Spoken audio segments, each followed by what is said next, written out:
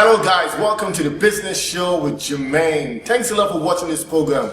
Today on the show we have Mr. Gabby from Memling's Green all the way in Milton Keynes. He's a successful entrepreneur and himself and his wife have been able to create a hub for Africans whereby they come and eat some tasty meals and enjoy it. And today on the business, she's going to be talking to us about how to run a successful African restaurant business in the UK. Hello, Mr. Gabby, how are you doing?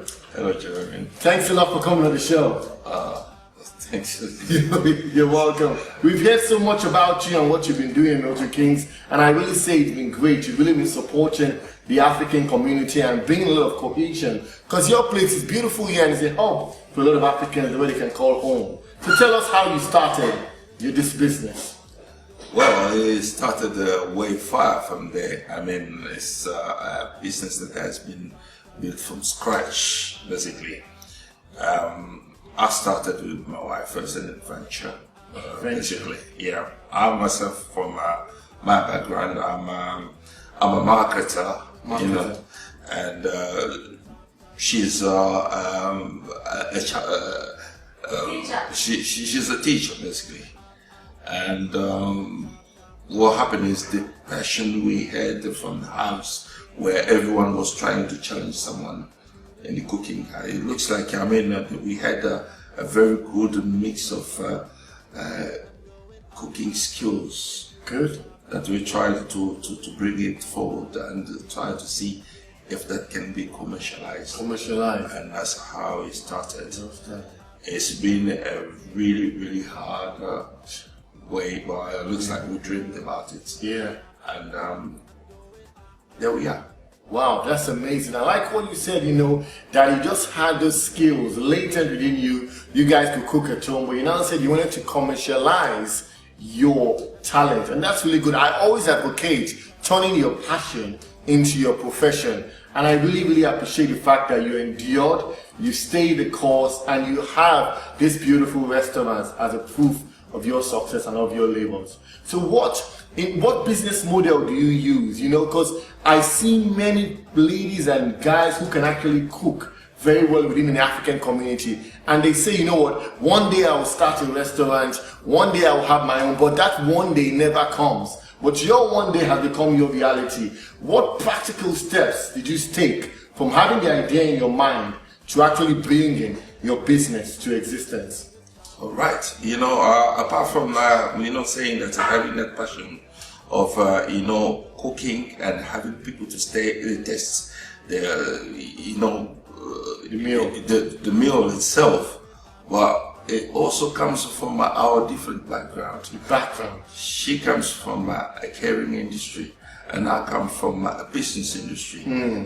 Planning for something, and I think the key point is what we call the competitive edges. Competitive edge. You know, to be the best in the market, you have to have a competitive gap. You have to complete the gap in the market. Yes. Which I can call a competitive edge, you know, to succeed with that. And that's perhaps what have attracted a lot of people to point towards us. Good. So as a business person going into the food industry, you need to have a competitive edge. You must have that unique selling proposition that will distinguish you from every other brand out there. And that's important, you see. And what I've noticed about many successful African restaurants here in the UK is that it's like a collaboration between husband and wife. You know, it's like you said you're a marketer, the business edge, and your wife is like the caring dimension, which shows by the customer care that you guys have here. I've also been to that Nigerian restaurants too, and I see the husband and wife collaborating. Before the interview, you said something about Chinese, that it seems that's what they do. Can you expatiate on that model?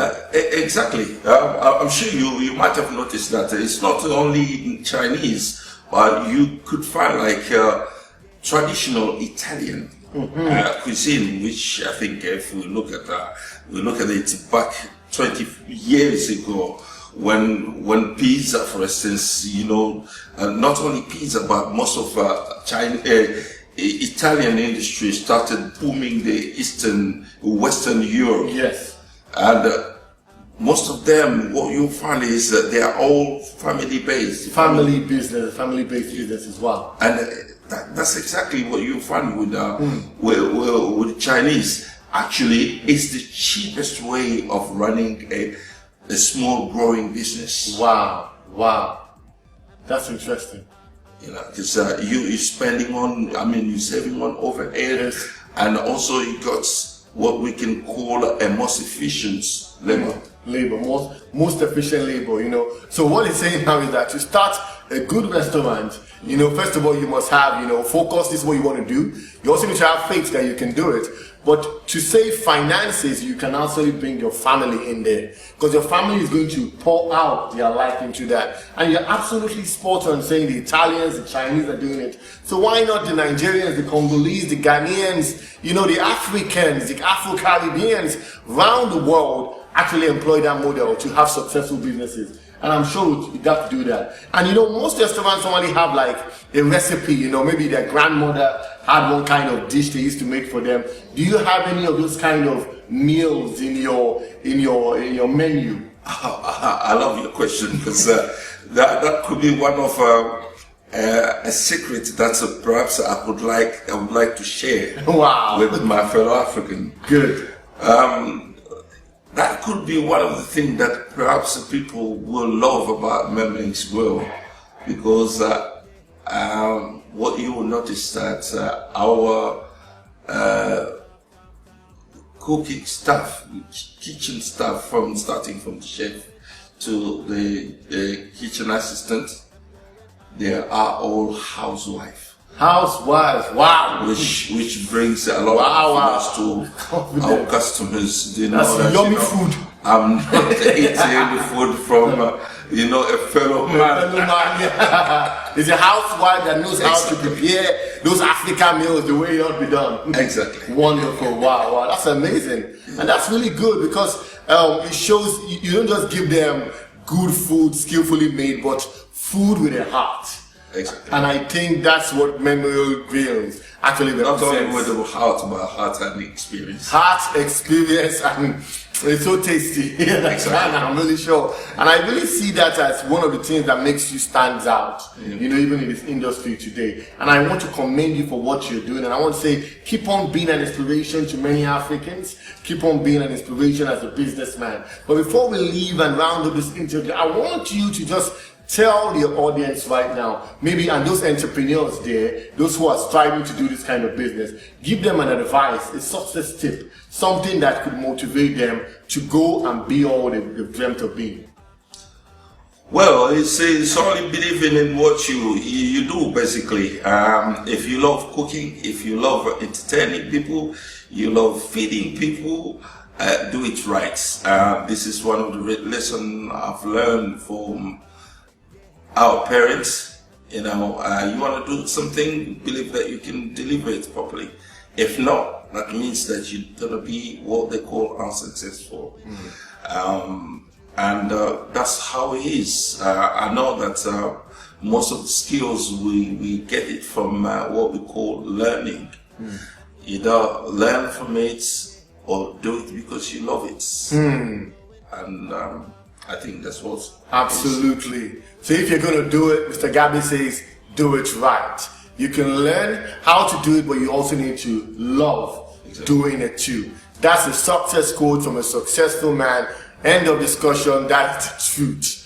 So tell us, Mr. Gabby, if people want to come and experience the pleasure of Memling's Grill, you want to come and enjoy the delicacies, can you just tell us how they can reach you, your website, the contact details, your address, please? Right. Memling is situated in the middle of England. Not to say middle of the country, middle of the UK, but we're in the middle of England. Every time you think of traveling from north to south or south to north, there is only one way, which is M1. Think about the junction 13 or junction 14. There is a very good cuisine called Memling's Grill. You can find us on www.memlings.co.uk, or you can Google it, Memling's Wolverton, and I'm sure you'll find it. Our address is Unit 40, Agora Center, Church Street, Wolverton, and the postcode is MK12 5JN, which is Mike Kilo 12 5 Juliet November. Or you can call us on 01908 31 48 28. Thank you very much, sir. So guys, if you've got any information, you can come down to Memory Guild wherever you are and whenever you're ready. Thank you so much. My name is Jermaine, and I thank you so much for watching the Business Show with Jermaine. Visit our website www.thebusinessshow.com for more inspiring videos. And did you know that you too could be on the Business Show if you have a business or you have an idea you want to show the world? Just send an email to GetPromoted@diaspora.pr and we'll come to your venue and showcase your idea to the world. Thanks a lot for watching the Business Show with Jermaine.